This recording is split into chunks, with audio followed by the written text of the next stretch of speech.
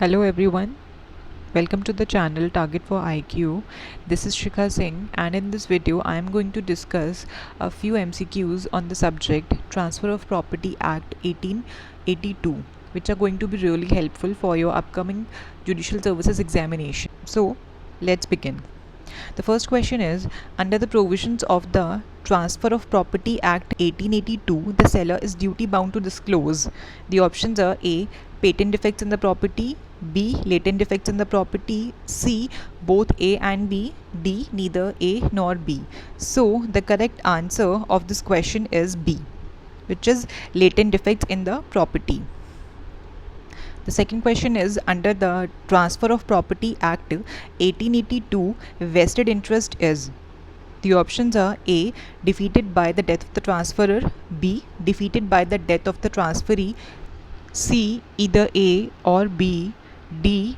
Neither A nor B.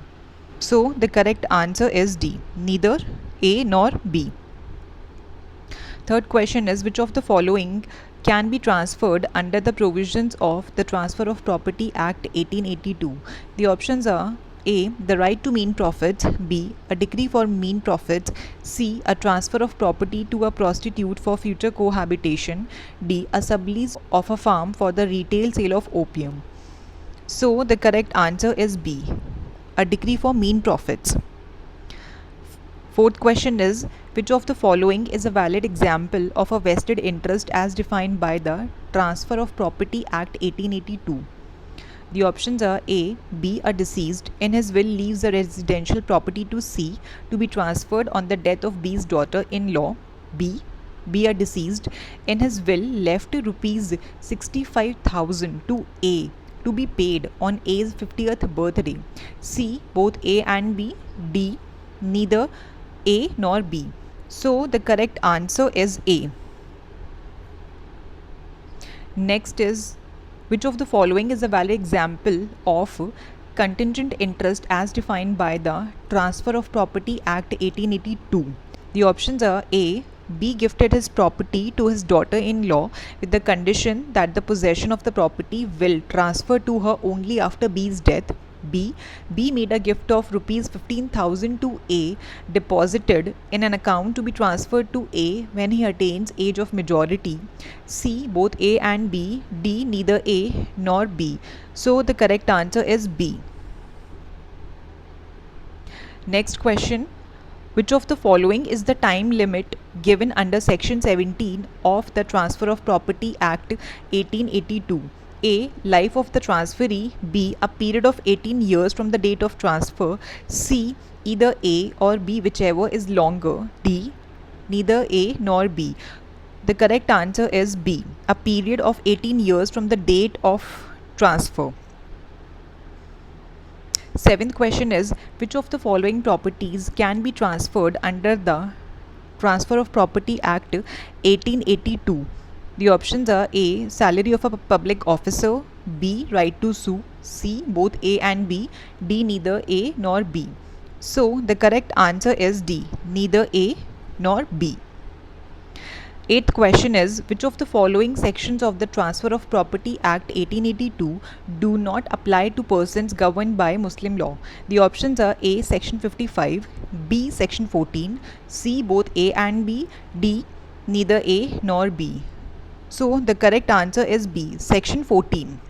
Section 14 does not apply to persons governed by Muslim law. Now the next question. Which of the following sections of the TPA were repealed by the Transfer of Property Amendment Act 1929? The options are Section 74, B. Section 75, C. Both A and B, and D. Neither A nor B. So the correct answer is C. Both A and B. Next question is, which of the following statements is true regarding definitions given under the Transfer of Property Act 1882? The options are: term instrument means both testamentary and non-testamentary instrument. B. Term actionable claims include debt secured by mortgage on the residential house. C. The term attached to earth will not mean trees and shrubs. D. The term attested means attested by two or more witnesses. So out of these options, the correct answer is the term attested means attested by two or more witnesses, which is D. The correct answer is D. Now the 11th question is, in Roman law, the earliest type of security was. The options are A, the fiducia, B, the pignus, C, the hypotheca, D, none of these. So the correct answer is the fiducia.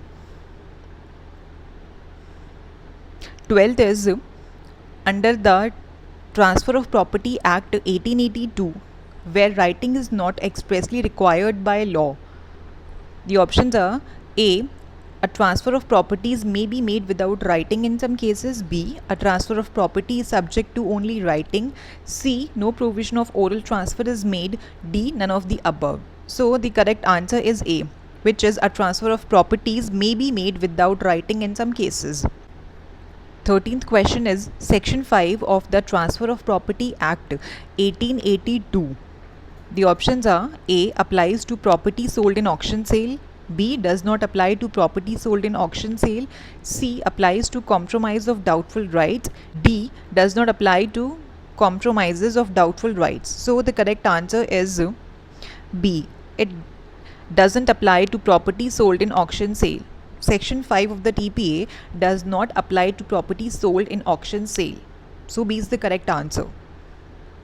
14th is, the basic ingredients of the doctrine of lis pendens are. The options are A, the suit should be collusive. B, property should have been transferred or otherwise dealt with. C, a litigation should be pending in a court of competent jurisdiction. D, the suit must not be related to a specific immovable property. So the correct answer is C. A litigation should be pending in a court of competent jurisdiction. 15th question is, the doctrine of lis pendens A, is applicable on both movable and immovable property. B, is applicable on both partial and absolute transfers. C, is applicable on both specified and unspecified properties. D, all of these. So the correct answer is B. That is, the doctrine of lis pendens is applicable on both partial and absolute transfers. 16th question is, the English rule against perpetuities deals with A, interest to arise in future. B, interest in present. C, both A and B. D, neither A nor B. So the answer is C, both A and B. Now 17th question, the English rule that a grant should be construed most favorably to the sovereign. The options are A, is applicable in India in its totality. B, is not applicable in India. C, partially applicable in all the cases in India. D, partially applicable to some of the cases in India. So the correct answer of this question is B, is not applicable in India, which means that the English rule that a grant should be construed most favorably to the sovereign is not applicable in India. 18th question is, according to provisions of the TPA, the easements. The options are can be transferred. B, cannot be transferred. C, cannot be transferred apart from the dominant heritage. D, can be transferred apart from the dominant heritage. So the correct answer is C, cannot be transferred from the dominant heritage. 19th question is, the rule against perpetuity as given in section 14 of the Transfer of Property Act 1882 applies to. The options are A, immovable property. B, movable property. C, both A and B. D, unconditionally to A, conditionally to B. So the correct answer of this question is C, both A and B, which means the rule against perpetuity as given in section 14 of the TPA applies to immovable as well as movable property. Next question is, transfer of spes succession is A, valid. B, void. C, voidable. D, either A or B. So the correct answer is void. Transfer of spes succession is void. Next question, under the provisions of the TPA, if there are patent defects in the property. So out of the given options, the correct answer is the maxim of caveat emptor will apply. 22 is the provisions of conditional transfer is provided in the Transfer of Property Act 1882. The options are Section 25, B, Section 26, C, Section 27, D, Section 29. So the correct answer is A, option A, Section 25. Question 23 is the rule of election under the Transfer of Property Act 1882 as applied to will is enacted in sections 180 and 192 of the options are Indian Succession Act 1925, B, Indian Registration Act 1908, C, Sale of Goods Act 1930, D, General Clauses Act 1897. So the correct answer is A, Indian Succession Act 1925. Next question is 24, which says in the Transfer of Property Act 1882, sections 33 to 37 apply to both immovable and movable property, whereas sections 38 to 53 apply to options are A, movable property only, B, immovable property, C, both immovable and movable property, D, none of the above. So the correct answer is B, which is immovable property. 25th question is provisions of the Transfer of Property Act 1882 are strictly confined to transfer by act of parties except as provided under. The options are A, Section 57 and Chapter 4, B, Section 56 and Chapter 4, C, Section 58, D, none of the above. So the correct answer is A, Section 57 and Chapter 4. The next question is Section 38 of the Transfer of Property Act 1882 has no application. Options are A, to previous transfer where the transaction is still incomplete, B, to succeeding transfer where the transaction is to be completed in future, C, to perpetuity transfer, D, none of the above. So the correct answer is D, none of the above.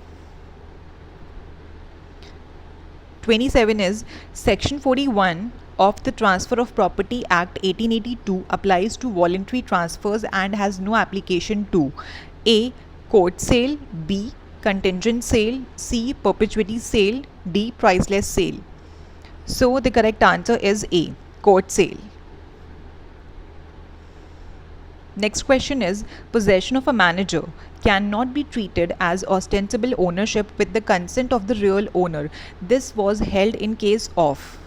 The options are A, Sheshu Mullah M. Shah versus Syed Abdul Rashid, B, Ved Kumar versus Union of India, C, Motimal Saovar versus Vijay Lakshmi Ammal, D, B. Sitaram Rao versus Bibhushana. So the correct answer is A, Sheshu Mullah M. Shah versus Syed Abdul Rashid.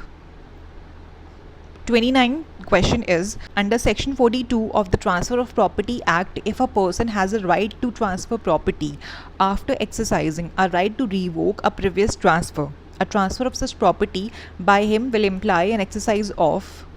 Options are A, right of revocation, B, right of transfer, C, right of surrender, D, none of the above.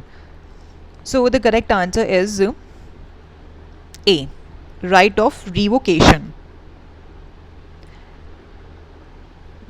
The next question is Section 44 of the Transfer of Property Act 1882 deals with. The options are A, transfer by two co-owners, B, transfer by one co-owner, C, transfer by three co-owners, D, transfer by all co-owners. So the correct answer of this question is B, transfer by one co-owner. So that's it for this video. I hope you liked this video and please subscribe to the channel if you haven't subscribed it yet. Thank you.